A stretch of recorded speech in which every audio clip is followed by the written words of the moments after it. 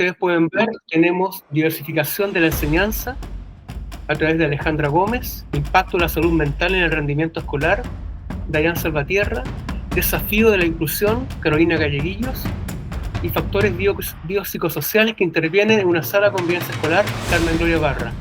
Ya hablaré un poquito más en profundidad de quiénes son cada una de estas relatoras, destacadas profesionales, que justamente vamos a tener con este privilegio en este webinar.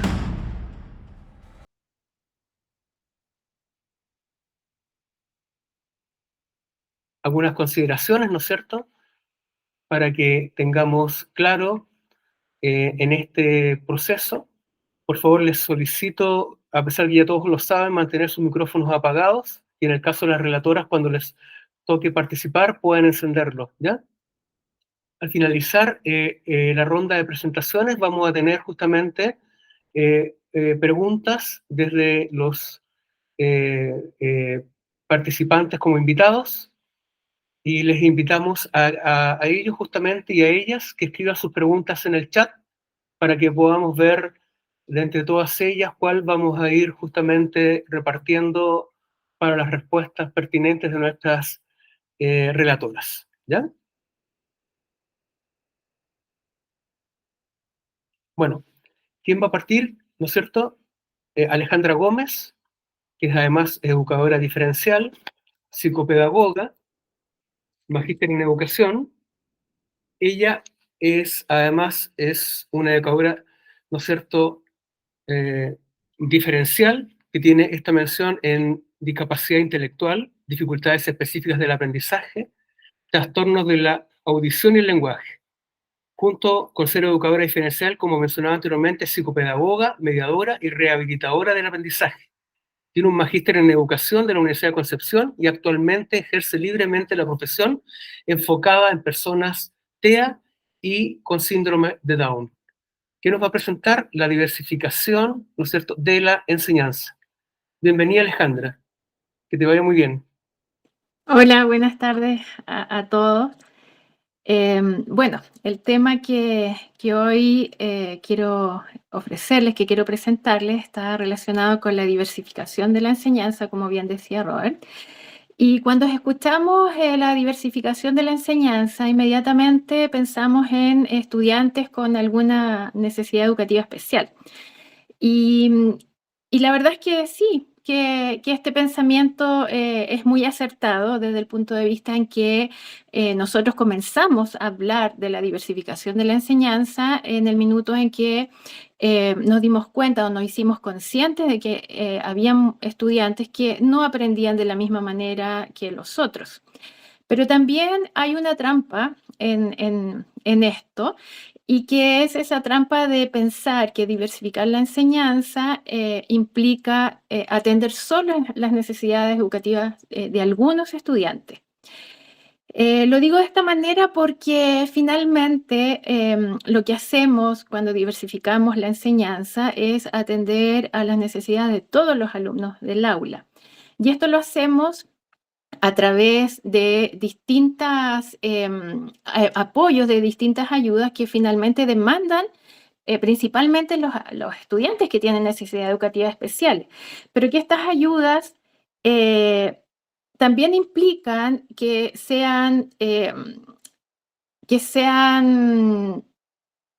aprovechadas por todos los estudiantes, ya ayudas como adaptación, diversificación, enriquecimiento del currículum, que es ahí donde quiero profundizar, ayudas como apoyos, recursos humanos especializados, ¿verdad? Y medios y recursos materiales que faciliten de alguna manera esa autonomía en el proceso de aprendizaje y progreso en el currículum.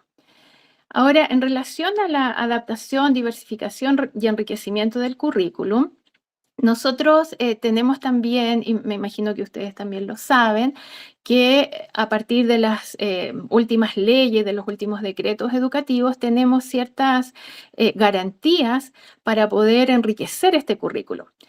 Pero también estamos sujetos a al tomar esas decisiones sobre innovación curricular, estamos sujetos a un entorno, ¿verdad?, que de alguna manera influye en esas decisiones de innovación curricular, como por ejemplo la cultura organizativa, ¿verdad?, la cultura profesional, y también el currículum prescrito, porque también tenemos que, de alguna manera, situarnos en este escenario de que tenemos exigencias que cumplir y es principalmente lo que muchas veces nos agobia como profesores, que estamos demandados por una parte con las necesidades de los estudiantes y por otra parte con aquello que nos demandan también de esta cultura normativa. Ahora, frente a eso también podemos analizar en profundidad cada uno de estos elementos, pero principalmente me quiero referir a lo que está relacionado con la cultura normativa, ¿ya?, y la cultura profesional, principalmente abordándolo desde el punto de vista de la diversificación curricular. La otra, por favor, avancemos. Gracias, esa. Principalmente desde la flexibilización curricular, ¿ya? Que eso es un punto que tenemos, ¿cierto?, ahí a favor de poder diversificar la enseñanza. Y esto se da principalmente apoyado por esta cultura normativa, que son decretos, ¿verdad?, leyes que nos respaldan en las decisiones que podamos tomar respecto a la diversificación de la enseñanza. Ahora, para precisar el término de flexibilización curricular, ahí tenemos dos tipos ya podría decirse, de enseñanza o de modelos, que por una parte es la enseñanza adaptativa, donde el instrumento principal es una adecuación curricular, y por otra parte tenemos la diversificación curricular, tenemos la accesibilidad universal, ahí tenemos como herramienta, ¿cierto?, la diversificación curricular. Esto principalmente, este último tiempo se ha ofrecido en torno a modelos de enseñanza o metodologías, como por ejemplo el diseño universal para el aprendizaje, la diversificación, ¿verdad?, del aula a través de distintas estrategias, el darle de alguna manera la autonomía al profesor para que tome decisiones profesionales que vayan acorde a las necesidades de sus estudiantes. Ahora, esta diversificación curricular cobra importancia desde el punto de vista que nosotros tenemos responsabilidad frente a esas prácticas educativas, que en el fondo lo que nos tienen que llevar es a orquestar el proceso de aprendizaje de tal manera que todos los estudiantes se vean beneficiados. Y cuando hablamos de esto, que es muy teórico, el llevarlo a la práctica, sabemos, ¿verdad?, quienes hemos tenido que realizar esa labor, sabemos que eso es lo difícil, que eso es lo que nos cuesta poder materializar, concretar esta tarea de diversificar el currículo para los distintos estudiantes, porque finalmente tenemos que movilizar recursos, y dentro de esos recursos no solo están los recursos físicos, materiales, tecnológicos, sino que también el recurso tiempo, ¿ya?, que es lo que carece hoy día el profesor con tantas demandas que tenemos, ¿cierto?, de nuestros apoderados, de normativas, ¿verdad?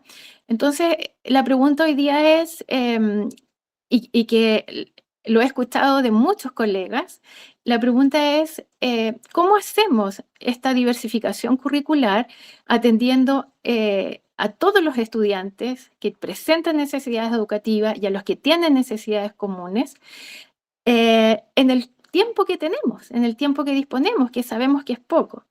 Entonces, en ese sentido, lo que pretendemos, ¿verdad?, es ofrecerle a ustedes algunas herramientas, ya sea metodológicas, ya sea orientaciones curriculares, ¿verdad?, para que podamos juntos crear estas estrategias para poder ser aplicadas a los distintos centros, los centros educativos, digo, de manera que sean apropiadas a cada centro, porque acá es difícil dar recetas, como decía adelante, porque hay culturas atrás instaladas, culturas organizativas, culturas normativas, culturas profesionales, que por tradición muchas veces nosotros aplicamos metodologías que han sido muy efectivas, pero que también muchas veces no son compartidas. ¿Ya? En ese sentido, esta diversificación curricular de forma tradicional ha partido con una planificación de aula, que es la tarea que tenemos que hacer todos los profesores, y detectar a los alumnos, ¿verdad?, que presentan necesidades educativas especiales para luego hacer una adaptación curricular. Pero hoy día, para poder responder efectivamente a lo que es atender a las necesidades educativas, lo que tratamos, ¿cierto?, de hacer es partir al revés, podríamos decirlo.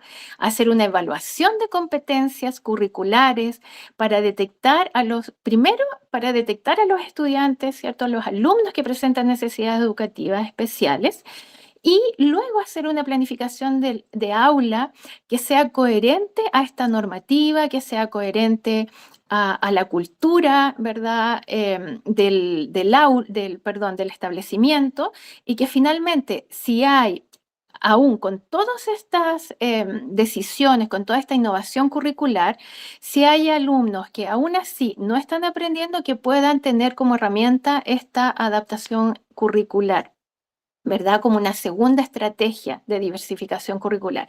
Pero finalmente la primera es partir diversificando la enseñanza desde antes y no luego desde la modificación o la detección de los estudiantes con necesidades educativas para luego modificar el currículum. Entonces, como conclusión, reitero lo que les acabo de decir, que finalmente la diversificación de la enseñanza se basa en este modelo de poder hacer una detección, una evaluación de competencias, de habilidades, de necesidades educativas especiales, para luego hacer una planificación pertinente, coherente con esa evaluación, y posteriormente atender a aquellos estudiantes con una segunda alternativa, una segunda estrategia, que son las adaptaciones curriculares, aquellos que aún así, con todo lo que hemos hecho anteriormente, no han logrado aprender lo que se espera o lo mínimo que se espera de ellos. Muchas gracias. Muchas gracias a ti, Alejandra Gómez Díaz. Felicitaciones. Al final vamos a tener una tanda de preguntas. Muy amable. Ahora tenemos con nosotros a Dayan Salvatierra. Ella es psicóloga, magíster en psicodiagnóstico forense, certificación en evaluación A2, diplomado en neurorehabilitación y estimulación sensorial. Tiene experiencia clínica, educacional y docencia, y actualmente se desempeña en el área clínica y realiza talleres y relatorías. El tema que nos va a presentar Dayan Salvatierra es impacto de la salud mental en el rendimiento escolar. Bienvenida, Dayan. Hola, hola, ¿cómo están todos? Bueno, darle las gracias a todos los que están presentes en este lugar, por supuesto. Y entonces vamos a continuar un poco hablando de la salud mental en todo lo que implica el rendimiento escolar. Este es un gran tema, no es algo que podamos abarcar rápidamente en 10 minutos, pero vamos a tratar de hacer una actualización, un levantamiento de información de lo que estamos viviendo en la actualidad. Vamos a revisar algunos conceptos que muchos de ustedes ya los conocerán, salud mental y rendimiento escolar, y también vamos a ver los nuevos escenarios socioculturales que vamos a hablar un poquito, porque también después Carmen Gloria nos va a ir haciendo algunos comentarios respecto de esto, ¿sí? Siguiente, por favor. Entonces, nosotros cuando vamos al concepto de salud mental, todos conocemos un poquito acerca de este concepto que se ha ido modificando a lo largo de los años, pero que siempre cae en un concepto de bienestar completo, un bienestar total que debe tener la persona, en este caso el niño, el adolescente, para poder rendir óptimamente dentro de su ámbito escolar, ¿verdad? Pero cuando nosotros vamos a este concepto de la Organización Mundial de la Salud, la verdad es que dejamos fuera un montón de factores que necesariamente tenemos que considerar al momento de hablar de educación. Y resulta que estos factores están relacionados con cómo los niños y cómo los adolescentes van adquiriendo conocimientos a través de sus métodos de aprendizaje, a través de cómo la cultura los influye, a través de cómo las redes sociales también están influyendo sobre sus vidas y sobre todo en el caso de los más pequeñitos que estamos hablando en etapa de educación parvularia o primera infancia, también tenemos que considerar todas estas etapas de desarrollo del neurodesarrollo, de adquisición de aprendizajes, de adquisición de ejecución de movimientos, tanto desde cómo agarra el lápiz el niño en primero o segundo básico hasta cómo aprende a leer. Y luego cuando son adolescentes, entonces cómo están adquiriendo esta serie de conocimientos visuales, auditivos, ¿sí? No podemos dejar de lado todos estos conceptos al momento de hablar de educación y de salud mental.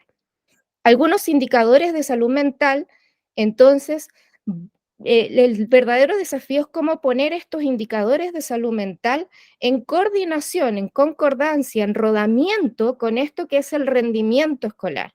¿Y qué es el rendimiento escolar? Es una medición básicamente en notas, básicamente en una tabla, ¿cierto? Donde vemos a un grupo etario, donde vemos a un grupo de determinada edad en relación con ellos mismos para saber cuánto está aprendiendo, ¿sí? Pero lamentablemente el concepto de rendimiento escolar deja fuera en muchas ocasiones el tema emocional del niño, el tema si es que realmente ese niño puede estar concentrado en la sala de clases. Todos ustedes como profesores, aquellos que son docentes, son cosas que en nuestra diaria rutina escolar, en nuestra diaria rutina del cómo estos niños aprenden y cómo llevamos esta diversificación curricular que hablaba recién Alejandra, es un desafío constante. Todos los días estamos ahí viendo cómo este niño tiene dificultades emocionales o tiene una dificultad de salud mental diagnóstica, ¿sí? Y que realmente tenemos que hacerle peso al momento de poder enseñar. Siguiente. Las estadísticas ya hace más o menos desde el 2015, 2016, dan indicadores en encuestas en Chile donde el deterioro es cada vez más significativo en cuanto a la salud mental del chileno. No solamente del chileno, sino también de la etapa escolar, ¿sí? Algunos de los autores como Felipe Le Canelier, un psicólogo que es experto en vínculo, apego y también reconocimiento de la educación, habla acerca de que realmente dentro de Latinoamérica, Chile es uno de los peores países en cuanto a salud mental escolar. Entonces, realmente esto es algo que tiene peso, ¿sí? Hoy día. Por otro lado, las encuestas, que no son muchas, porque lamentablemente hacer investigación es muy caro, pero las encuestas que hoy día generan los profesionales que están dedicados a todo este tipo de investigación, también hablan acerca de que la salud y el apoyo en el ámbito escolar dentro de las escuelas y dentro de la salud pública está en declive, ¿sí? Una de las últimas encuestas dice que 14.000 niños y adolescentes están en lista de espera en los servicios públicos para ser atendidos producto de haber sido derivados de las escuelas o de otros lugares producto del tema de la salud mental. 14.000 niños están esperando para ser atendidos. Siguiente, por favor.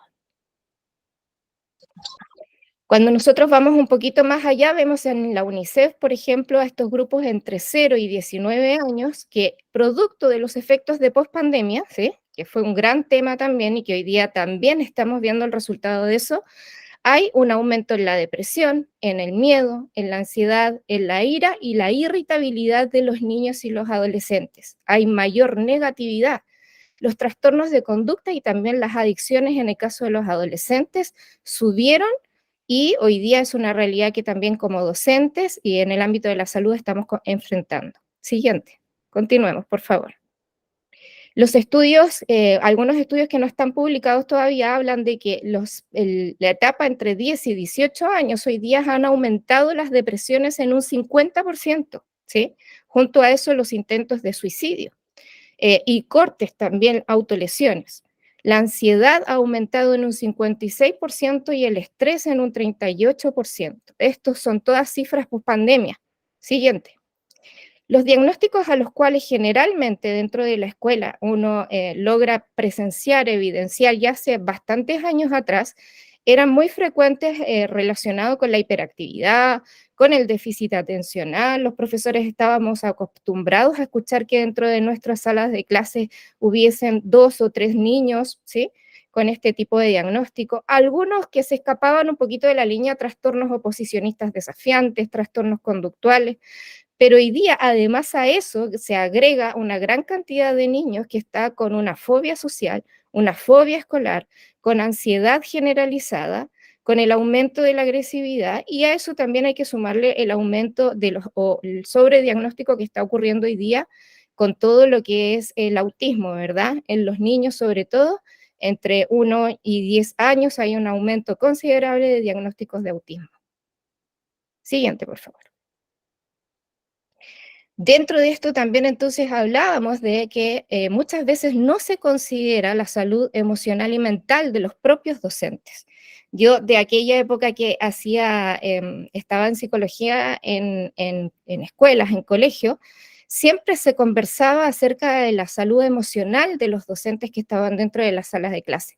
Las problemáticas también que habían en relación con los apoderados, que muchas veces eran desafiantes con los mismos profesores, y la sobreexigencia que en muchas ocasiones se le pone a los profesores en cuanto al tema curricular, al sistema público, al sistema del Mineduc, que también tiene muy buenas ideas, pero que al momento de llevarlas a cabo dentro de esa cultura propia de una escuela tipo, no siempre es tan aplicable, ¿verdad?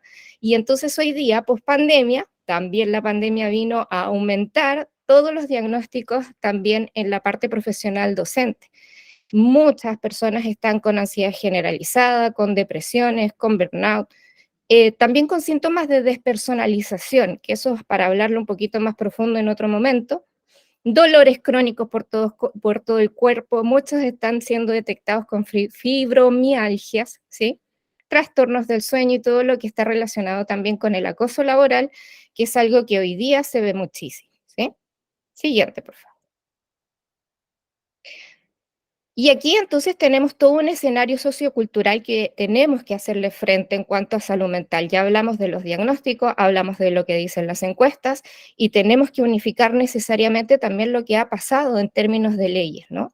Hoy día legalmente están saliendo nuevas leyes de diversificación de la educación, de la integración escolar, de la integración de nuevas ideologías, ¿verdad?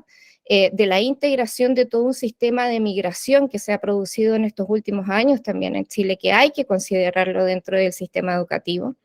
Y también conversamos entonces de estos factores o de estos educadores, de estas áreas, de estas personas que son participantes en el sistema educacional, como lo son, por ejemplo, ese niño, ese profesor, esa mamá, ese papá con la familia. Necesariamente tenemos que hacer frente a todo este tipo de situaciones.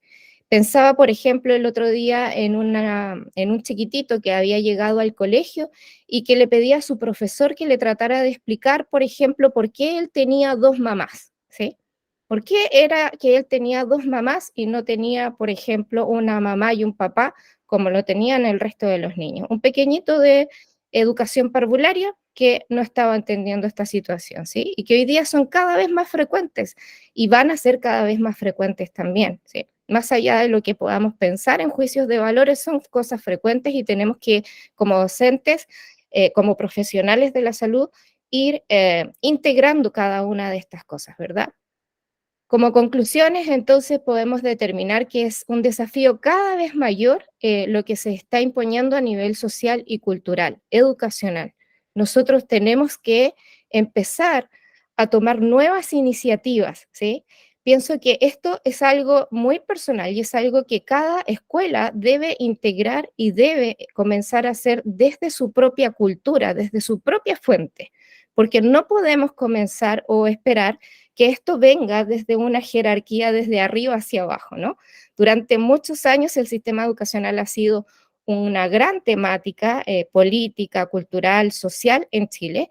Sin embargo, no siempre han ocurrido todos los cambios que desde la docencia en el aula es esperable que se integren, y por tanto esto es un desafío que cada profesor, cada docente y cada escuela hoy día tiene para poder integrar y poder, en fondo, hacerlo cada vez mejor en pro del rendimiento de estos niños. Rendimiento que hoy día sigue basado en un CIMSE, sigue basado en conocimientos y a la espera de que esos niños puedan memorizar conceptos, sigue basado en notas académicas que miden todo este rendimiento escolar, y que no necesariamente todo esto está integrando este contexto social, emocional y psíquico. ¿Sí? Muchas gracias. Muchas gracias a ti, Millán. Felicitaciones también por tu presentación. Ahora le toca el turno a Carolina Galleguillos. Ella es psicóloga mención clínica adultos de la Universidad de Santiago de Chile. Actualmente trabaja en equipo infanto-juvenil en COSAM de Talagante desde el 2019. El tema que nos va a presentar Carolina Galleguillos es Desafíos de la Inclusión. Bienvenida, Carolina. Buenas tardes a todos. Muchas gracias por estar acá presente. Las que estamos conversando son temáticas bien importantes, así que, como decía Dayan, vamos a ir hablando un poquito, tratando de alcanzar la profundidad que implican estas temáticas. En primera instancia, para pensar la inclusión, tenemos que pensar cómo estamos definiendo la inclusión. El día de hoy, como estamos hablando harto del tema de los colegios, ¿cierto? Tenemos que entenderlo desde una normativa educacional. Por tanto, basándonos en la Ley General de la Educación del 2009, vamos a entender que esto es la inserción, integración e interacción en igualdad de condiciones de los distintos miembros de la comunidad educativa. Ese es nuestro marco teórico para trabajar. ¿Y con qué escenario nos vamos a encontrar hoy día en los colegios? Eso es lo importante. Vamos a guiarnos en ciertos ejes, ¿cierto? Con respecto a lo que nos vamos a encontrar con los niños, niñas y adolescentes, y vamos a entender ciertos temas que pusimos ahí: salud mental, niños, niñas, adolescentes, ¿cierto? De la comunidad LGBTQIA+, la gran cantidad de población migrante hoy día en los colegios, ¿cierto? Y obviamente hay múltiples consideraciones asociadas a todos estos temas. Hay quizás cosas que incluso, temáticas que se extienden más allá de estos temas, pero son la población distinta hoy día que estamos viendo en los colegios, quizás distinta a las generaciones hace 10, 20 años atrás, ¿cierto? Siguiente, por favor. ¿Cuál es el escenario actual, cierto, en función de la salud mental? Dayan ya nos habló un poquitito de estadísticas, ¿cierto? Efectivamente, hoy día estamos para todos los que trabajamos con niños, niñas y adolescentes, estamos viendo una población derechamente distinta a la que estábamos viendo hace 30 años atrás, como mencionaba, ¿cierto? En el escenario actual todavía no sabemos cuáles son las implicancias reales en el desarrollo que han tenido los niños que crecieron durante la emergencia sanitaria en pandemia, ¿cierto? Llegaron y se reincorporaron a espacios escolares con muchas dificultades, quizás distintas a las que un niño que no tuvo el periodo de encierro tuvo. Y como estábamos mencionando, hay un aumento en el consumo de sustancias, hay un aumento en las conductas suicidas, hay un aumento en la agresividad, pero también estamos viendo la aparición de otros diagnósticos, como estábamos mencionando, ¿cierto? Quizás se han agravado los trastornos de la conducta que estamos acostumbrados a ver, los trastornos hipercinéticos, ¿cierto? Que era lo más común hace un par de años, altos montos de ansiedad en la población, ya no solo los adolescentes, sino que estamos viendo que cada vez vemos sintomatología más presente en niños cada vez más pequeños, cosa que quizás antes no era tan común, niveles de estrés importantes. Ante eso, la OMS, por ejemplo, en uno de los diagnósticos más importantes que vemos hoy día, el trastorno del espectro autista, ve que 1 de cada 100 niños tiene este diagnóstico. Sin embargo, en las estadísticas chilenas vemos que 2 de cada 100 niños, o sea, tenemos una población distinta al escenario mundial en cuanto a Chile, que es importante pensar por qué, pero también es importante saber cómo se está viendo en eso en los colegios, porque, cierto, en los colegios estamos viendo que si uno es del programa PIE, tiene ciertos cupos, y el día de hoy quizás hay 3 veces más niños que necesitan dichos cupos y tenemos la misma cantidad de cupos y profesionales, por ejemplo. ¿Cómo nos encontramos con ese tipo de situación? Y cómo vemos la inclusión desde ahí también. Cómo dejamos fuera, cómo evaluamos, qué niño, ¿cierto?, queda con el cupo, por ejemplo, en este tipo de programa, a quién apoyamos, cómo lo hacemos, cómo evaluamos. En esos términos vamos a encontrar que muchos de estos niños presentan dificultades para insertarse en los conceptos escolares quizás como más convencionales. Entonces, ahí vamos a hablar obviamente de estrategias que podemos pensar todos los que estamos trabajando con niños hoy en día, para pensar cómo aportar de manera real, aparte de lo que nos dice la ley, ¿cierto? Que la ley obviamente da cuenta de que tenemos que tener ciertas consideraciones, pero cómo se ve eso en la realidad. Siguiente, por favor. Como otra instancia, estamos viendo, ¿cierto?, la población LGBTQIA+, ¿cierto? Que quizá algunos que somos más tradicionales nos quedamos en que no sabemos de algunas letras nuevas de estas, ¿cierto? Vamos a revisar ciertos conceptos asociados a esto porque estamos viendo que hay ciertas consideraciones legales hoy día con el derecho a la identidad de género, por ejemplo, la ley de identidad de género. Tenemos circulares que tienen que ver directamente con los colegios, como es la 812, ¿cierto?, que hace que los establecimientos educacionales para los niños, niñas, adolescentes mayores de 14 años tengan que utilizar, por ejemplo, los nombres sociales distintos a las partidas de registro de los niños. Entonces, también, ¿qué nos piden a nosotros como establecimiento educacional y cómo nosotros vemos el tema de la inclusión con los niños en la sala de clases, por ejemplo, con las familias que quizás no son tan distintas, o sea, no son tan iguales a lo que nosotros vemos, ¿cierto? Y cómo podemos hacer prácticas más inclusivas en los colegios. Y obviamente la implicancia en la salud mental. Un niño adolescente, ¿cierto?, con o sin apoyo familiar va a tener un mejor pronóstico, ¿cierto? Son estadísticas importantes. Por tanto, vamos a ver, claro, las consideraciones clínicas que se le pida a un establecimiento educacional, pero también cómo eso se ve en la sala de clases y con todos los actores, ¿cierto? No solo los profesores, los niños y la familia, sino que todos los involucrados. Siguiente, por favor. En tercera instancia estamos hablando de la población migrante, ¿cierto? El día de hoy, desde el 2006 hasta el 2022, tenemos un aumento de 1% hasta un 8,8%, o sea, el día de hoy 9% de la población chilena es migrante, ¿cierto? Y eso es lo que tenemos en la estadística porque tenemos de repente ciertas actualizaciones que en realidad no están en el papel, no están en la estadística como tal, pero al menos, ¿cierto?, casi el 9% de la población chilena. Es un porcentaje muy importante. Y para todos los que es cierto estamos viendo, los que trabajamos en salud, los que trabajamos en educación, estamos viendo un aumento considerable. Y ante eso hay factores que tenemos que ir considerando. Barreras idiomáticas, diferencias culturales, venimos, ¿cierto?, de lugares distintos, entonces hay distintas nociones con respecto a muchas cosas. Ante eso es importante generar estrategias que funcionen para insertar de manera real e incluir, ¿cierto?, a todo lo que sea distinto a lo que estamos conversando. ¿Ya? Eso es uno de los factores más importantes de los que tenemos que hablar. O sea, el día de hoy, ¿cierto?, tenemos que pensar en el tipo de evaluación que tienen estos niños en los colegios, cómo se insertan con sus compañeros, el tema cultural va a ser súper importante. Siguiente, por favor.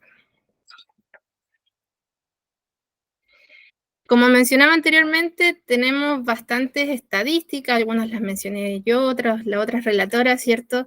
Estamos en un escenario bien complejo, pero no es necesariamente algo negativo, sino que esto implica que nosotros nos tengamos que ir actualizando constantemente, ¿cierto? Tenemos que ir entendiendo que no está solo lo que está en el papel, la circular, la ley, sino que vamos a tener escenarios de repente distintos, cosas más específicas que nos pasen. No todo nos va a quedar en el papel, no todo va a quedar en el establecimiento educacional o en el profesor, sino que tiene que ver con las familias, ¿cierto? Para uno ser más inclusivo, ¿cierto? Y uno pensar en la inclusión, tiene que haber una predisposición distinta de entender al otro con todas sus diferencias, con todo lo que eso implica, y eso es el tema de la inclusión, eso es lo importante. Eso es lo que nos lleva, ¿cierto?, a conversar todos estos temas y entender, ¿cierto?, que podemos ver al otro en lo que necesita, cómo apoyarlo, y eso obviamente aparece mucho en los colegios para todos los que trabajamos con niños, niñas y adolescentes, de entender que, claro, no estamos solo en lo que ve la teoría, que quizás nos diga que hay que sentar al niño, ¿cierto?, más, que se distrae más adelante, cuando podemos tener 10 niños con la misma necesidad, ¿cierto? Entonces, desde ahí nos da a pensar una mirada, ¿cierto?, que va a ser importante para los niños que vemos hoy en día. Muchas gracias. Muchas gracias a ti, Carolina Galleguillos. Felicitaciones por la presentación. Ahora queda con nosotros Carmen Gloria Barrera, orientadora familiar, mención recursos, relaciones humanas, magíster en educación vocacional, mención familia y relaciones humanas, diplomado en hipnosis clínica y neurociencia basada en la educación. Ella es orientadora familiar de la Universidad de los Lagos. Posee una experiencia en planes de orientación y convivencia escolar en distintos centros educacionales y actualmente realiza atenciones de hipnosis clínica y talleres socioemocionales y de convivencia escolar en el Centro Savitar de Machalí. Éxito, Carmen Gloria. Muchas gracias. Bienvenida.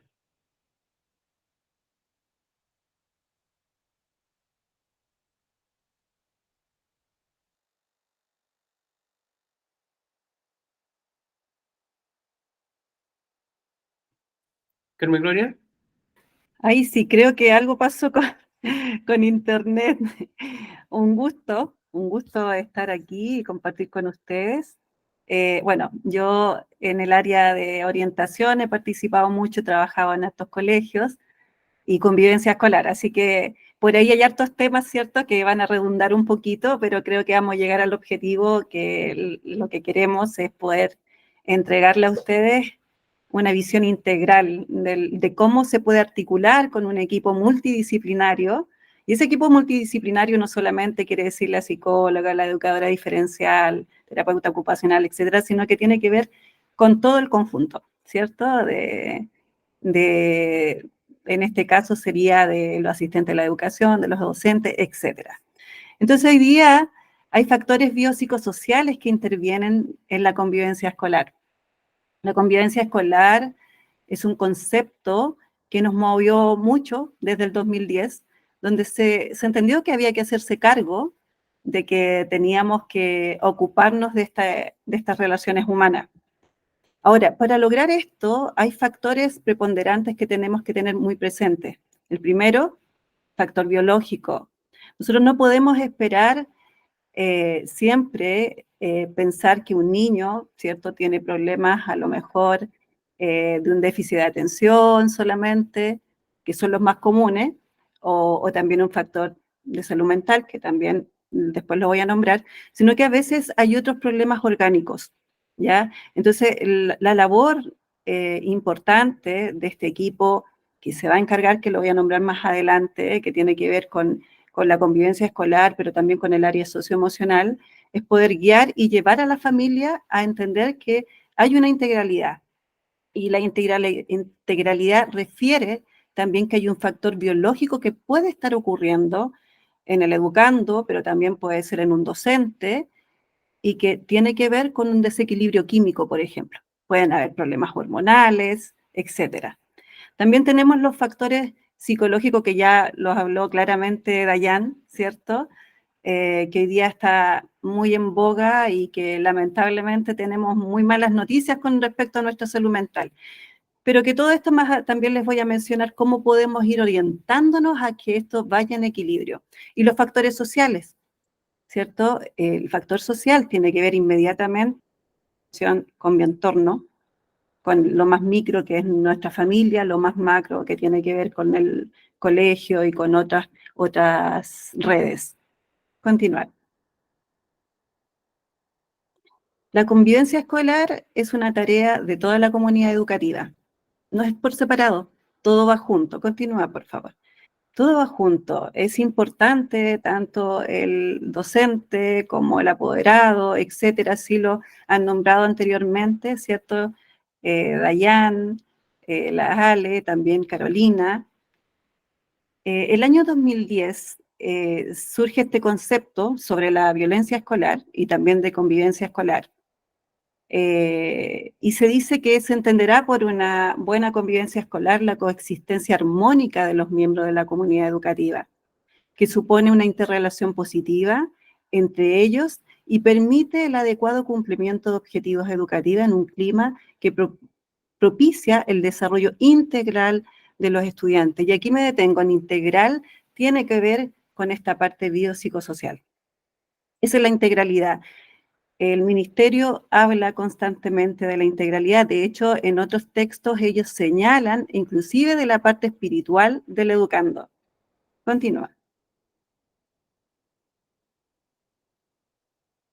Hay estadísticas y sobre todo, ya lo mencionaron anteriormente, el aumento de la violencia y los conflictos en el área de convivencia escolar en las escuelas que se incrementó post pandemia. Esto no ha cambiado mucho el día de hoy, la verdad que se mantiene. ¿Ah? Se ha mostrado un aumento del 27,7% en las denuncias entre el 2019 y el 2022, pero hoy día no mantenemos índices más bajos.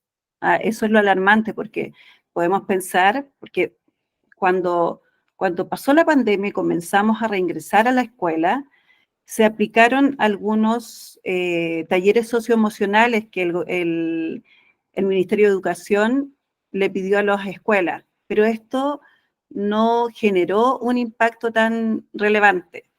¿Por qué? Porque además tenemos que tener el espacio y tiempo para capacitar a los docentes, a todos los asistentes de la educación. Entonces, este trabajo solamente se dio para los niños, pero no con una preparación tan profunda. ¿Ya? Este aumento abarca todos tipos de violencia escolar. El maltrato de los estudiantes es el que más prepondera, o el más reportado. Continúa.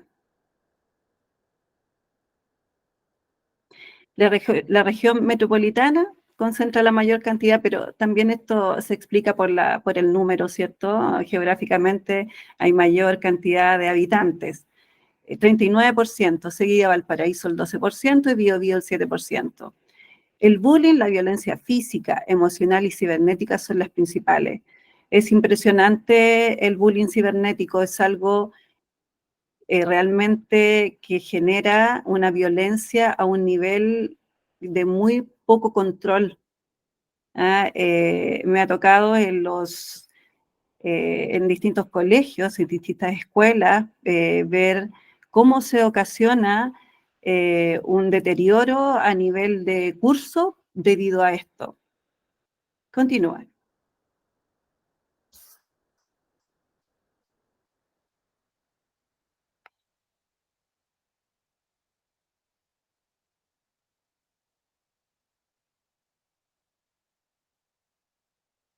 Hoy, perdón, creo que... ¿Me escuchan? Perdón, Sí, se estoy con escucha bien. intermitencia porque estoy aquí en Machalí, en los cerros, y pasa un poco eso acá. Así que, bueno, disculpen. Vamos con lo anterior a familia de escuela. Apoyando un poco lo que dijo Dayan, el psicólogo Felipe Lecanelier, ¿cierto? Él, bueno, es un doctor en psicología.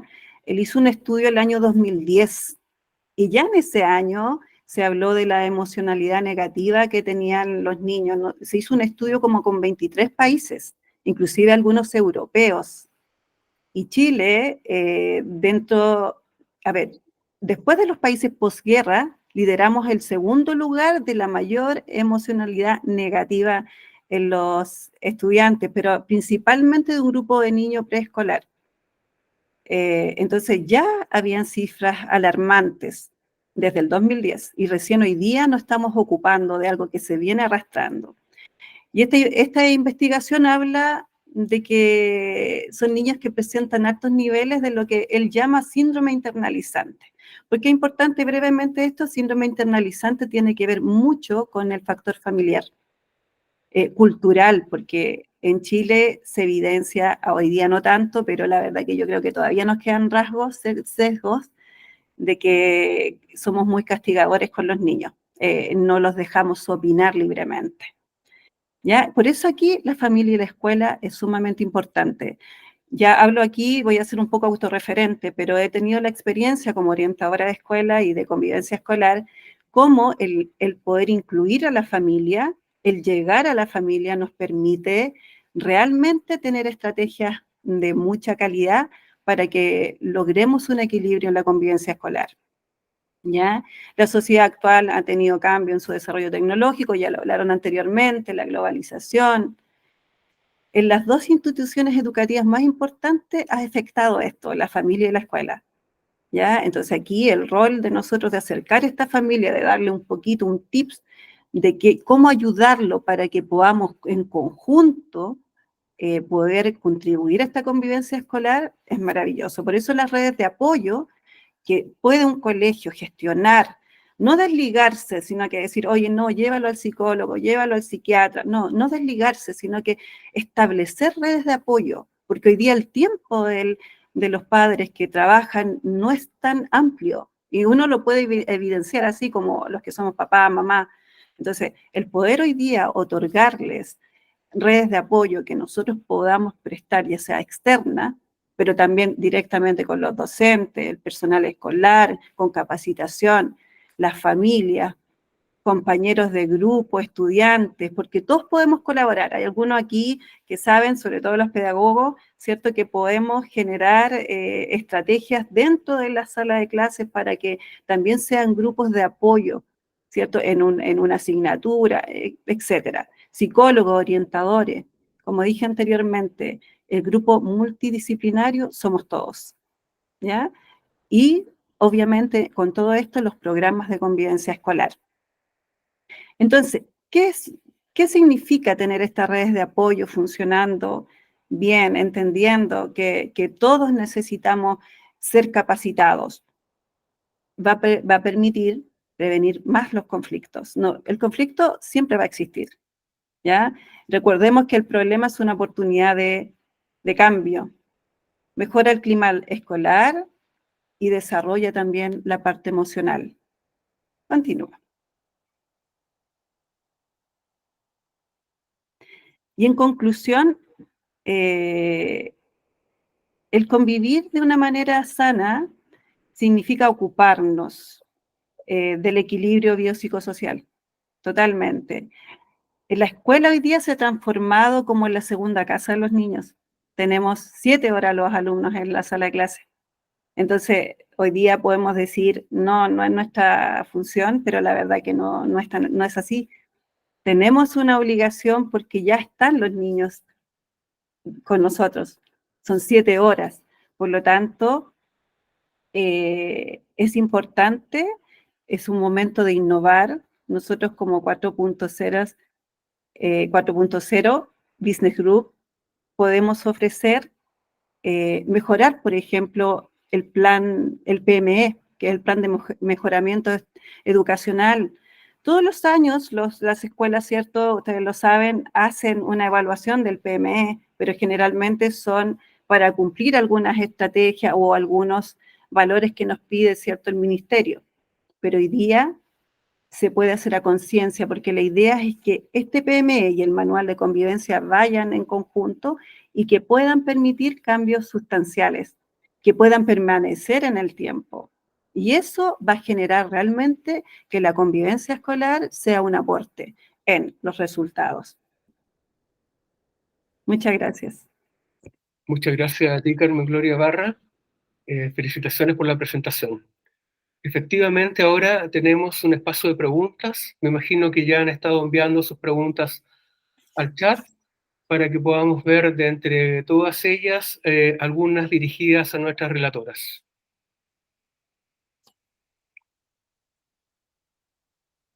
En este intertanto, les quiero hablar, bueno, primero, 4.0 Business Group es una organización que acá a través de los directivos y los colaboradores lo que pretendemos es entregar un valor agregado a otras organizaciones de distintas industrias. En este caso, para el webinar, de la industria de la educación. los directivos, acá los 3 directivos, todos somos educadores. Educadores en el sentido de que hacemos docencia en distintas instituciones, preferentemente en educación superior, pero conocemos justamente de estos desafíos importantes, de estos cambios socioculturales que impactan a la industria de la educación.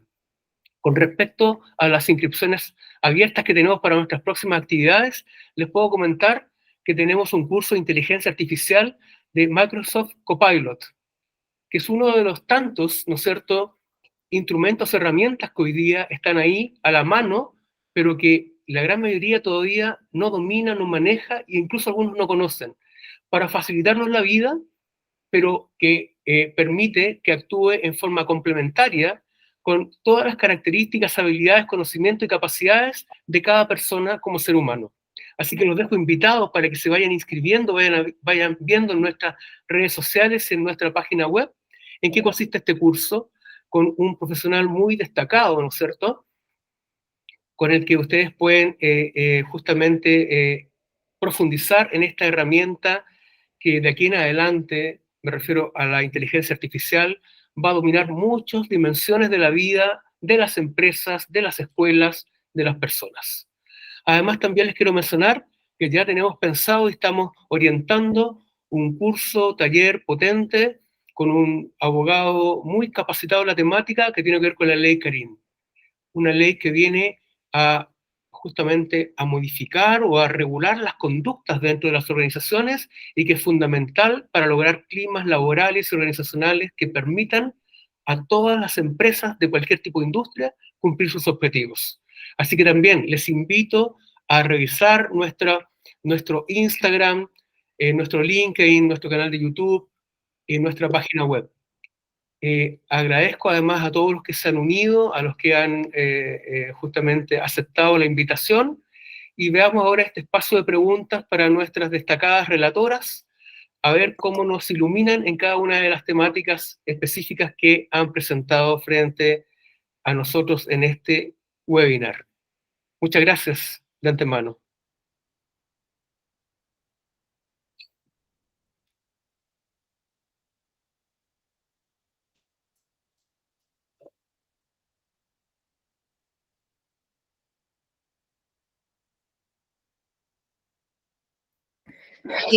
Bien, quisiera tomar un poquito, también pienso que Carmen Gloria pudiera complementar esta respuesta, ¿no?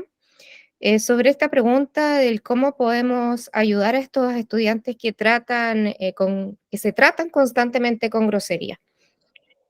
Creo que todo este tema de las groserías y el desafío que hoy día existe en términos de las relaciones entre los estudiantes hace referencia a muchos años en donde no se han puesto en marcha herramientas que quizás se aplican desde cursos más pequeñitos, ¿sí? Yo pienso en estos cursos pequeñitos donde constantemente se hacen actividades, como también lo decía, creo que Carolina, no, lo decía también Carmen Gloria, donde se hacen actividades socioemocionales, ¿sí?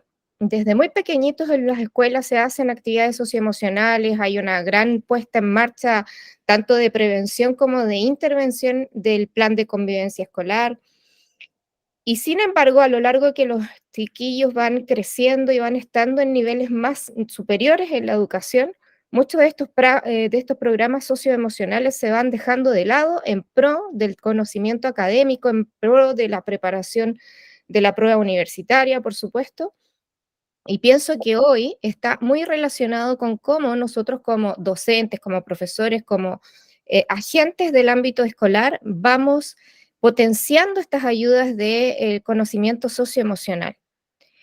Por supuesto, es algo que está relacionado con algo que es a largo plazo. En ningún caso uno pudiera decir, ¿sabes qué?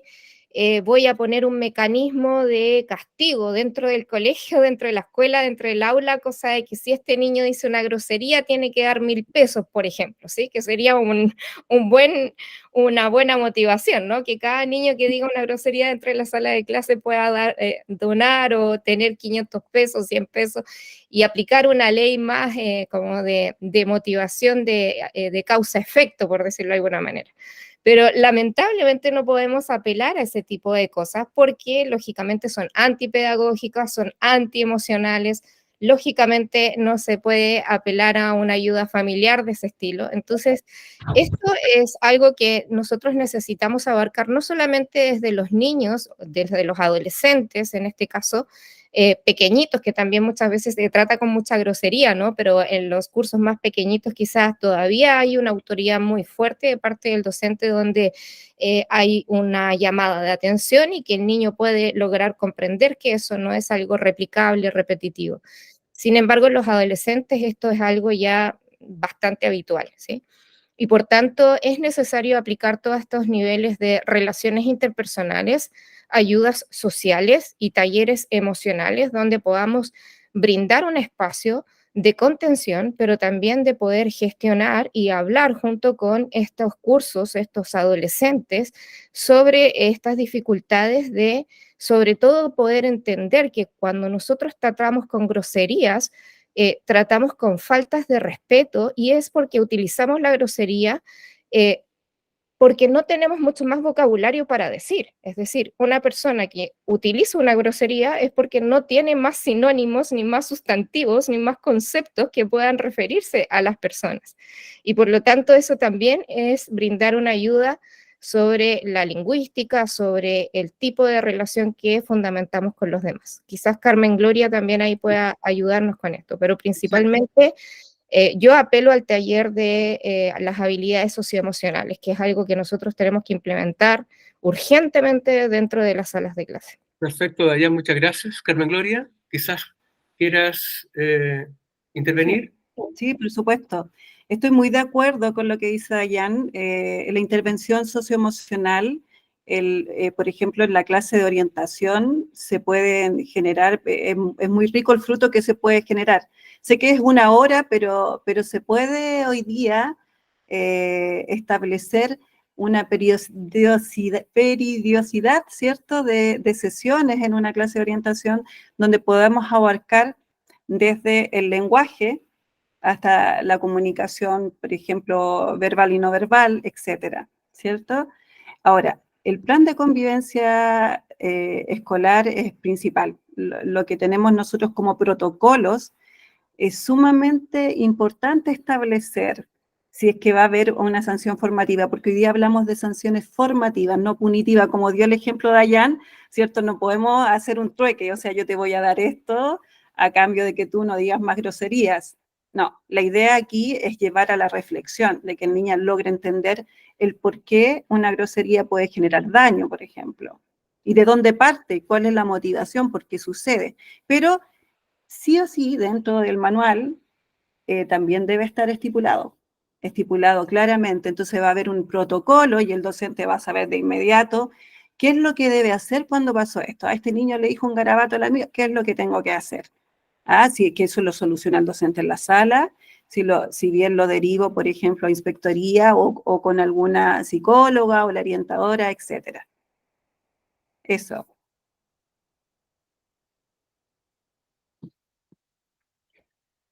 Perfecto, muchas gracias, Carmen Gloria. ¿Algo finalmente para concluir? ¿Algo más que nos quieran? Hay 2 preguntas Perfecto. en el chat. En el chat, sí.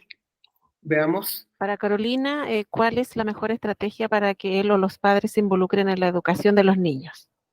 Estamos en el tiempo, pedimos disculpas a la asistente, pero es importante estas preguntas. Ya, vamos ahí, es una pregunta bien importante, ¿cierto? Para que el padre se involucre en la educación de los niños. En primera instancia, yo creo que es importante un diagnóstico. ¿Con qué grupo familiar estamos trabajando, cierto?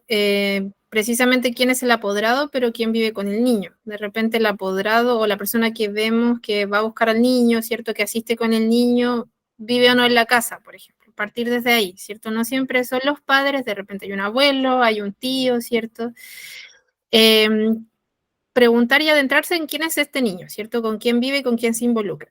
En segundo lugar, yo creo que es importante identificar el nivel educacional de los involucrados, ¿cierto? Antes de partir, ¿cierto? Con quizás poner nuestra expectativa en función de lo que uno, quizás papá, mamá, se puede involucrar en el proceso quizás de su propio hijo, de lo que uno como profesional ve que sería importante, entender con qué familia estamos trabajando. Distinto, ¿cierto? Padres en términos de que nosotros lo vemos harto, los que trabajamos con población vulnerable, padres que salieron de la universidad y están trabajando, a padres que tienen un nivel básico incompleto, por ejemplo, una educación. Eso es lo primero, ¿cierto? Porque ahí vamos a saber qué peso, qué expectativas les ponen estos adultos a la educación de los niños. Entonces, primero tenemos que ver con qué estamos trabajando, ¿cierto? Y cuando ya tengamos identificado eso, podemos ajustar las expectativas y las estrategias, ¿cierto? Este papá, mamá, abuelo, tío, entiende la importancia de la educación, entiende en qué sirve, ¿cierto? Si uno está ahí apoyando las tareas, supervisando, por ejemplo, mirando, apoyando, respondiendo preguntas, ¿las puede responder? ¿Puede apoyar directamente la educación del niño? Esa es la primera instancia, ¿cierto? Yo creo que en el caso de que sí, nos vamos a encontrar con que podemos ofrecerle nosotros estrategias que puedan ayudar a este adulto y lo que nos puede ir ayudando con el niño en sí, porque yo creo que también los niños van creciendo y ellos van creciendo con los compañeros, es psicoeducar, ¿cierto? La importancia de la educación, por qué es importante dedicarle cierto tiempo, estrategias para el tema de los estudios, cuánto ratito se le puede dedicar al estudio fuera del colegio. Estamos hablando de cosas culturales importantes, de niños si es que han ido a museos o no, si leen libros porque les gusta leer o no. El diagnóstico familiar yo creo que es lo más importante para saber el piso en lo que estamos trabajando y después podemos trabajar en estrategia en función de lo que nos encontremos en ese diagnóstico. Si están las condiciones para estudiar, ¿cierto? Y si está todo eso cumplido, ahí podemos recién trabajar en estrategias con los papás para que ellos puedan, ¿cierto?, apoyar el proceso de los niños. Entonces, quizás no una pregunta en función que nos responda a todos los casos, pero yo me he dado cuenta que haciendo este primer diagnóstico podemos saber caso a caso qué sería lo importante. Muchas gracias, Carolina. Geyser, ¿queda alguna pregunta pendiente o estamos finalizando? Queda una última pregunta de Loreto. Actualmente dice cuáles son las drogas que están siendo más utilizadas por nuestros alumnos. No sé si Dayana o Carmen Gloria pueden darnos esa respuesta.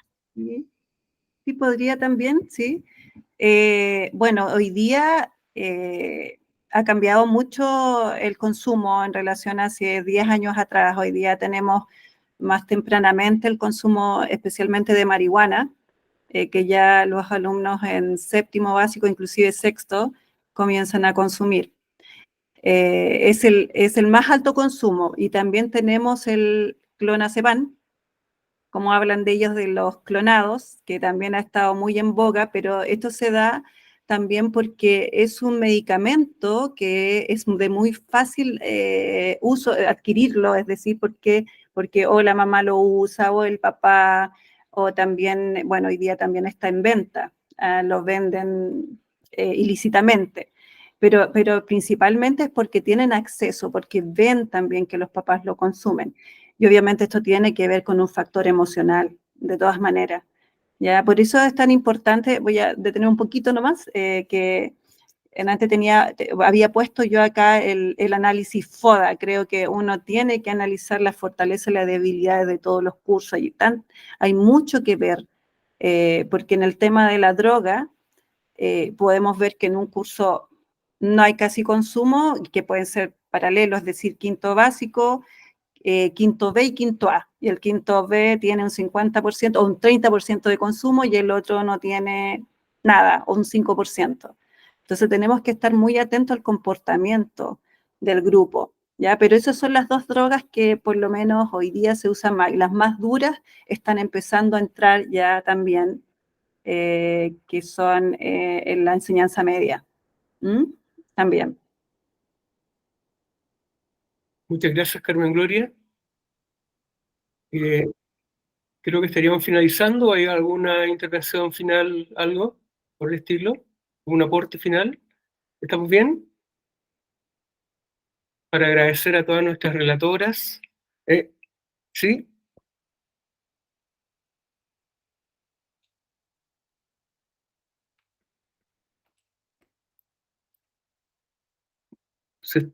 Muchas gracias a todos, a todas. Creo que hemos tenido una jornada que ha cumplido con las expectativas en un tema, les insisto, fundamental para el desarrollo de la sociedad de países como los nuestros, vías de desarrollo, de países del tercer mundo, para que alguna vez lleguemos, ¿no es cierto?, a ser una sociedad más justa, con niveles de desarrollo en todas las dimensiones de vida de cada uno de nosotros y de las organizaciones. La educación es un pilar fundamental, una herramienta, como dije anteriormente, de movilidad social, pero también de reflexión, de incorporación de herramientas intelectuales. Y nuevamente, para finalizar, les recomiendo visitar nuestras redes sociales para ver nuestras próximas actividades con el curso de Inteligencia Artificial de Microsoft Copilot, el que viene posteriormente de Ley Karim, y así sucesivamente. 4.0 Business Group quiere hacer un valor agregado, entregar un valor agregado a las organizaciones, y para eso estamos acá como una empresa que tiene valores y principios en la sostenibilidad de las sociedades para ser personas que sean también un aporte a sí mismos, a sus familias y el desarrollo del país. Muchas gracias a todas las relatoras, a todos los que han participado como asistentes. Felicitaciones.